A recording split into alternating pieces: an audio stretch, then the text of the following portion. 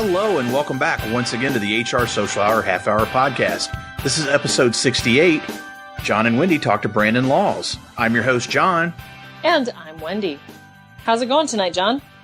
This is exciting because it's a crossover episode. Yeah. We're going to introduce our guest in a minute or two. Yeah. I believe our episode with him of his show has been out by now. So if you're a new listener, welcome and glad you came to check out our side of the story. Wendy, I had something I wanted to talk about real briefly before we made the introduction, if I may. Please share. Yes, please share. A week or so ago, I was contacted by the folks at the Dave Thomas Foundation. And for those of you who aren't familiar, Dave Thomas, who was the founder of Wendy's, has a nonprofit charity that operates out of Columbus, Ohio, in his memory, that is focused on the number of adoptions coming from foster care. And Dave Thomas was an adopted child. And so they have a survey that they are doing for best adoption-friendly workplaces. And it's open through August 12th. I feel like we talk so much about making our workplaces better. We hear so much about great places to work and what have you. This is a really unique survey and an observation that they're doing. And so I wanted to share that with the audience. We'll have a link in the show notes to the survey. But again, it's for the Dave Thomas Foundation for Adoption. I have friends that have adopted. I have friends that were adopted as children. So it's really, I think, a great opportunity to engage and have a conversation about the workplace from a different perspective when it comes to benefits and what we're doing as providers. I love it. I think it's a great charity for us to help promote. This is a crossover. I'm so excited. We have not done a crossover since Hostile Work Environment. Rest in peace. Yeah. Miss that show. Miss hearing those guys every week. Yeah. But Wendy, enough of that. Let you make the introduction and we will get started. Yes, exactly. So excited to welcome Brandon Laws to the show. He is the Director of Marketing at Xenium HR. He is the host of podcasts Transform Your Workplace and Talkin' Entertainment from Rip City. Go check those out. Brandon, welcome to the show. And what's in your glass tonight? Thank you so much. It's so great to be here. Okay, so I'm in Portland, Oregon, and we've got lots of great beers around here. So I needed to prove that I'm a beer snob. I've got the Crux Gimme Mo IPA. It's from Bend, Oregon. Nice. It's delicious. Nice. Gimme Mo. Gimme Mo. I love it. I like IPAs, so there's a lot to choose from around here. I'm sure. That is not uncommon in any area, I think, anymore. I swear, I think every brewery that I see puts out at least one, if not 10. But and they all taste pretty similar too. That's the funny part. Brandon, again, we've been talking for a little bit on your show, and again, so appreciative of you taking time to be with us. And as I said there, and I'm going to say it again here, when I started trying to piece together a podcast, your show was one that I listened to, and I was listening to every week, and I liked what you're doing. Wanted to give you props there and let you know that you're one of the shows that I look to as we started to build this thing. But having said that, first of all, how did you get started in a marketing role with Xenium, and what's it like to work in marketing for an HR consultancy? Yeah, it was so unique. So I started with Xenium in 2008. As you know, times were pretty rough. I was coming out of college though, so I really didn't know any different about what was happening. I saw, people struggling with work and, business would go down and whatnot. But Xenium was like, we were 25 employees, something like that. And for people who aren't familiar with Xenium, we're in the Portland, Oregon area. We're pretty regional from an HR consultant standpoint, but we also do payroll processing and benefits and things like that. It's a very complicated business. We're what's called a PEO. I don't know if you're familiar with that, but we basically do benefits administration and group health benefits and things of that nature. And it's a really hard value proposition to get across to an employer. There was no marketing at the time. I started in an operations role, and I grew through the company as we got bigger, and I became the marketing leader. And I've been in this marketing director role for probably 4 years by now. And we're 90 employees now. So we've over tripled in size in terms of employee headcount and revenue. And it's been fascinating. I mean, I feel like I'm on the front lines of a lot of these issues because for one, I'm a marketing person, but I really feel like half of my learning is all HR, people, leadership, those sort of issues, and then also how to be a good marketer. So I think that's, with starting the podcast, I feel like through that medium and through all the books that I read, I really feel like I'm kind of a quasi HR professional in some ways. And vice versa. I think our roles, within recruiting in particular, have become so much more marketing focused. And, we partner with marketing and in organizations, and we were at a conference where I listened to somebody talk about how to think like a marketer. So I can totally see, and especially, 10 years with someone doing that, I can't see how we didn't rub off to some extent. Exactly. Brandon, what do you see the biggest HR issues Xenium customers are dealing with currently? And have those issues changed during your time with the company, or are you seeing some consistent issues? I think that the details of the issues are changing slightly, but I think holistically, the clients of ours, they're typically business owners or CFOs or presidents. And a lot of the issues always stem from, we're trying to grow our business and stay alive and attract talent and do the thing that we're trying to do. And we don't want to deal with this other stuff. So they're trying to find an HR person, either internally, who can do everything, which is like virtually impossible nowadays, or, have an HR consulting company like Xenium help with that. And I think what the challenges are now is there's on one side compliance, where it's getting harder to stay on top of it. And so you could literally have, depending on the size of your organization, you have one person dedicated to the entire thing, figuring out laws and how it applies to your business. And then there's also the strategy side. What kind of talent are we going to bring into our organization? How do we develop our leaders and things like that? So I think on one side there's compliance, and the other side is just, the regular people issues that we always have. And of course, there's always technological advancement. We were talking on my podcast a little bit ago about like artificial intelligence. And I think that because there's so much noise around that, employers are thinking like, how can I automate some of these like really mundane people tasks, whether it's paper pushing and whatnot, to make it efficient and a good experience. So I think, I know it was a lot, but that's sort of what I'm hearing right now. Yeah, it sounds about what we're hearing as well. And I think it's, when we talked about AI a little bit, I think it's that balance between helping people see, we're going to we want to automate some of this, but helping people see how that improves what they do day to day and why behind it. And it's not just automation to automate things. Yeah, I think like with the automation, it's always interesting because I always think of like highest and best use when you think of like economic development. So when you bring in technology, you think like, okay, well, if somebody's doing something that like a machine can do better, and you can then free up that person's time to focus on really strategic things, then absolutely do it. But if you're just doing it for the sake of doing it, that doesn't make sense to me. So I think anytime you implement like an AI or technology, you really need to be thoughtful about it. Brandon, we said this was a crossover show, so let's talk podcasting for a little bit. You launched what was originally HR for Small Business back in June of 2012, which, man, that's old school in this business anymore. But, what led you to start the show? And then in April, so just a few weeks or a month or so ago, you rebranded and you're now Transform Your Workplace. I guess talk a little bit about the reasoning or the thought behind making that change. Yeah, John, I feel like I've told this to several people recently in the last couple of days, but the HR for Small Business podcast, I started it because I knew that podcasting was going to be a medium that was going to be on the upward trend. I mean, it was obvious, like there's smartphones, everybody has them in their pocket. It's so mobile. You can listen to a podcast when you're walking your dog, working out, driving, commuting on a train, whatever it may be. And I knew I wanted to start it. And I felt like, as a marketer, it was tough because I'm not an HR person by trade. I don't have my certifications. I didn't go to school for HR.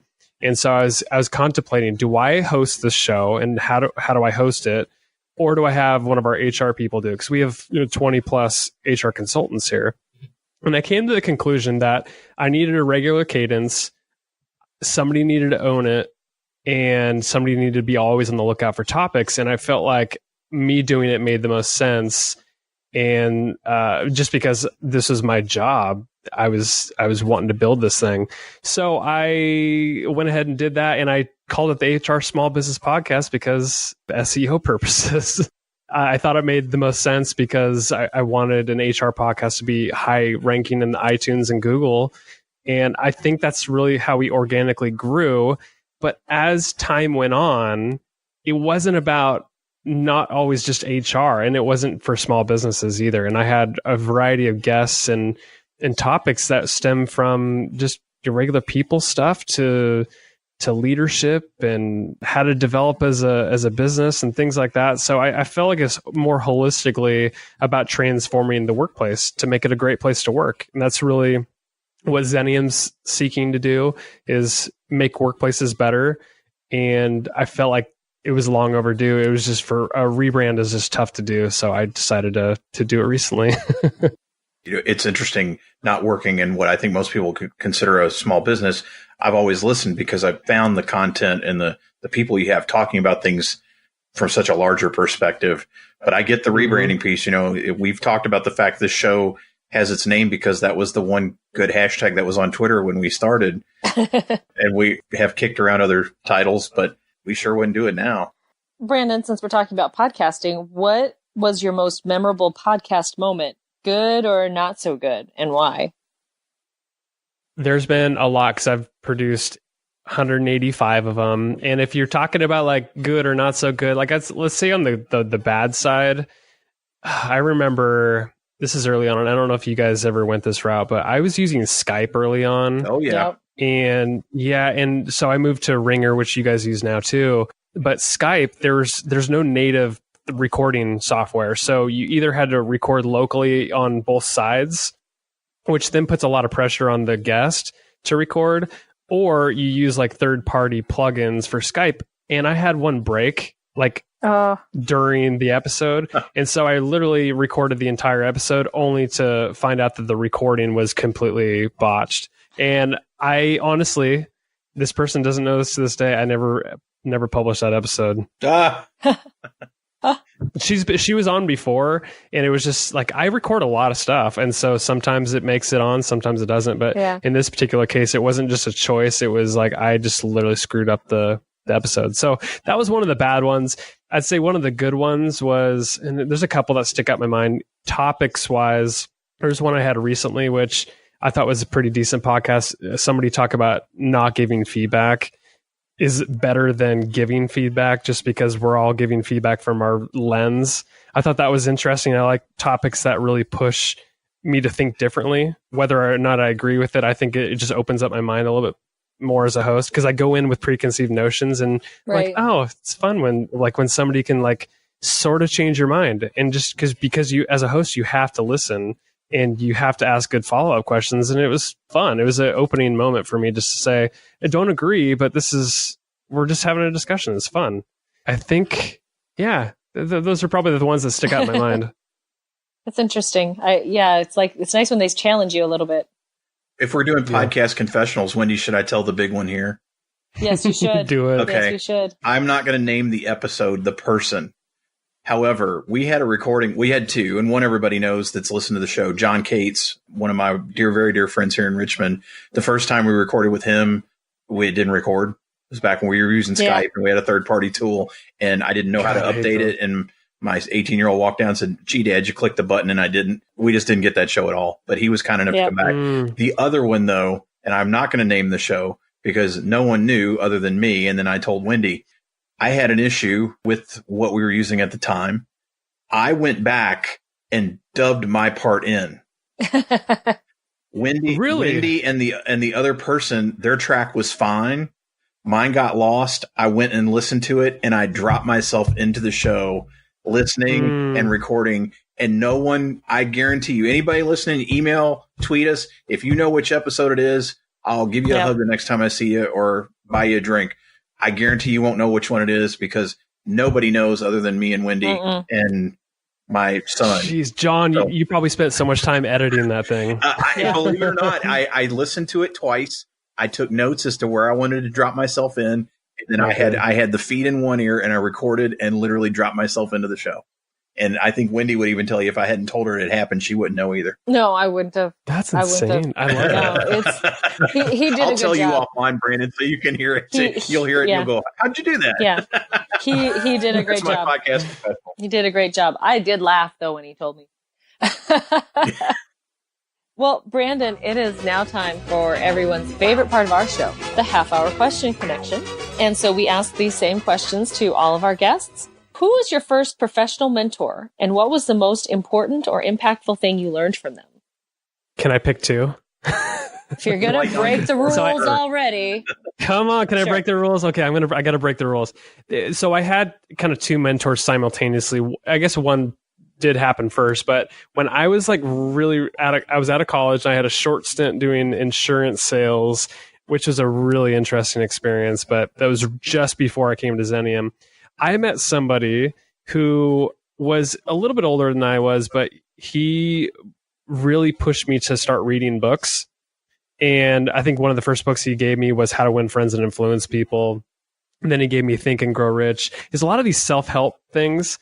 I never was a reader in college or even younger. Like I was so burned out from some studying and stuff. But once you get done with school and you're like, oh, the learning stops. Like I couldn't do that. So his name is Doug. He taught me some of the best self-help books. And I got so motivated from reading those books. I just wanted to absorb more. So you fast forward to today, I credit him for pushing me into books because now I read 50 books a year, nonfiction business books. And I really feel like my development is sort of because of him. And then the other one that I wanted to mention was his name's Robert. He was one of the first mentors I had at Xenium. And this is before I really got in marketing career, but he pushed me to learn things for myself. He pushed me into learning about SEO and to how to build a website. And all he really did was just nudge me. He didn't know how to do it himself, but he was just like, hey, go figure this out. And he gave me the time to do it. I'll never forget those two for what they did. They were very different things, but it helped me in my career for sure. Brandon, who's one person that you've gained in your network in the last year that more people should know? You know, it's funny because you guys host a podcast and then you have a Twitter chat. So there's so many people that you either interview or you run across in a conference or having a live chat. And you're like, God, there's so many people. And for me, there's not one person that I know this is a cop out, but like there's not one person that sticks out to me because everybody that I've connected with, either on a podcast or digitally, kind of like you guys have, they all are so important to me in a lot of different ways. If I had to pick one, there was a person named Lee Caraher I've had on the podcast a couple times, and she runs a communications organization, but she focuses so much on her culture. And she obviously cares about her people. And I'm like, if I wanted to run a business, I would want to run it like her. Like if I ever owned a business, I would go about her way. She's very smart. She's wrote a couple books, great speaker, but really genuinely cares about the well-being of her people. And I think that's just, I think people need to follow her because she's an amazing person. Brandon, if you could go back to the start of your career, what's one piece of advice you would give yourself based on what you know now? I'm one of those people that I don't really regret anything, and I don't know if changing the future would be beneficial. So I don't know if I'd go back to my earlier self and give myself any advice because I feel like I'm here because of everything that did happen. And if I changed anything, then I wouldn't be where I'm at. Does that make sense? Mm-hmm. Like I love the way my life is. I love the way my profession is going, and I'm not done. I think that's the beautiful thing about my work is I'm really passionate about it. I'm around a lot of people that are amazing. And if I changed anything, I'd be worried that I wouldn't be where I'm at today. Sure. Is that, do you agree with that? You were the first person that said that. And I think that's a great point. Yep. It's a really great perspective, but but some people are in a tough spot. Like it depends on where you're catching people. Like if they're in a really negative, dark place in their life, then yeah, they're like, oh, I shouldn't have married so-and-so, or I shouldn't have picked that job. Like maybe they would give you that answer. But for me, I love my situation right now. That's awesome. How do you enjoy giving back to the community, Brandon? I've got two young kids, ages 7 and 5. I always try to do stuff with kids. Years ago, I did I don't know if it's a regional thing, so forgive me, I could be butchering this, but we have a program called Big Brothers Big Sisters in the area, and I feel like it's a regional thing, but there is chapters all over the nation. But it's where you like really connect with these elementary school kids, and you hang out with them, because some of them are at risk of families that are broken. There's stuff going on in their lives, and they just need a friend. So I've participated in that community, and it's beautiful. I mean, you get to literally go have lunch with an elementary school kid and listen to them. Sometimes you just hang out and it's silent, but just being there for them and giving them somebody where maybe they don't have friends and maybe they have issues at home. It's just nice to be able to do that. So it's not giving money. For me, it's time. I think time is valuable. What's your favorite movie? I'm going to show my age here. So my favorite movie, I'm going to pick two. I'm going to cheat again. They're very different. 8 Mile, because I'm a huge Eminem fan. Okay.